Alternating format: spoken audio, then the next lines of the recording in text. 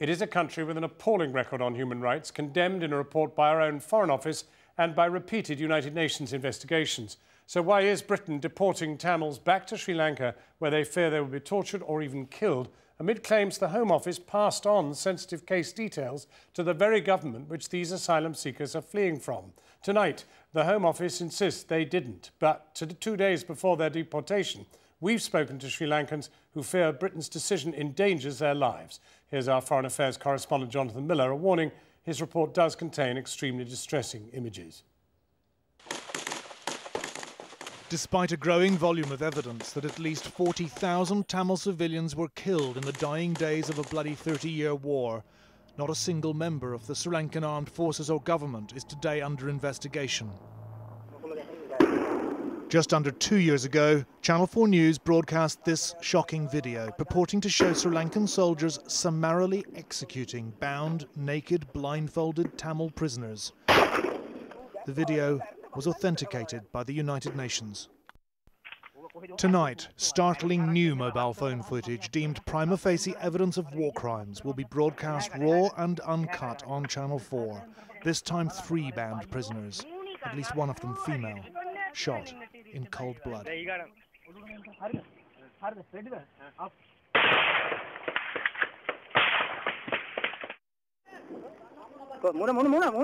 Much of this footage, grim trophy videos shot by the soldiers themselves.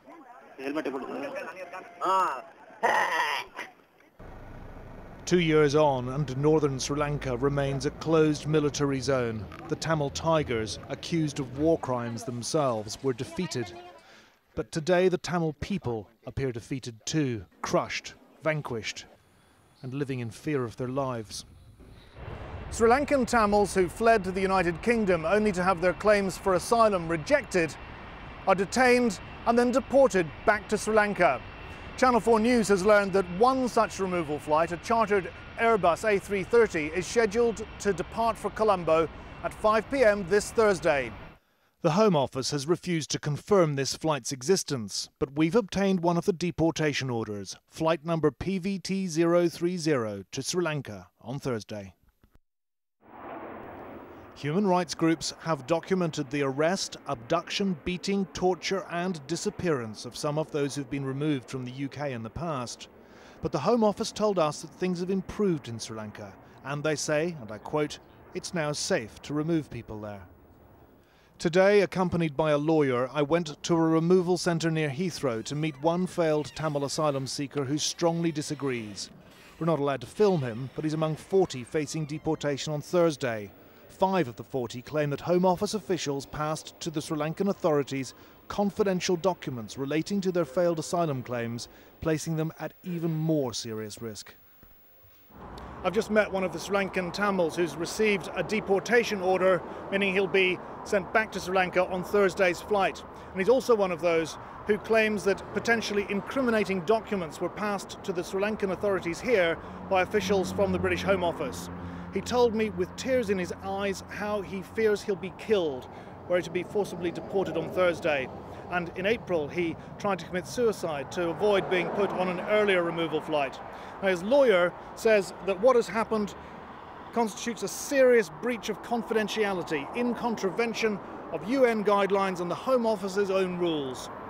They contest this version of events and deny breach of confidence in another case, that of a young woman, though they've said they will review hers. A Home Office spokesperson said returns will only be undertaken if, quotes, "we're satisfied that the individual has no protection needs." But Sri Lanka is not safe, particularly for returnees who may have been tainted by past association with Tamil Tiger guerrillas, still banned as a terrorist organisation in Britain. In April, the Foreign Office reported that in Sri Lanka, arbitrary arrests, disappearances and extrajudicial killings continue unabated, and that the police and the judiciary have been politicised and a culture of impunity rules.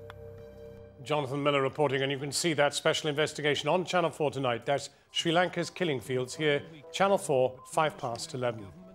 And for a live blog on the documentary, including a Q&A with me and our head of foreign news, Ben de Pere, go to our website, channel4.com/news.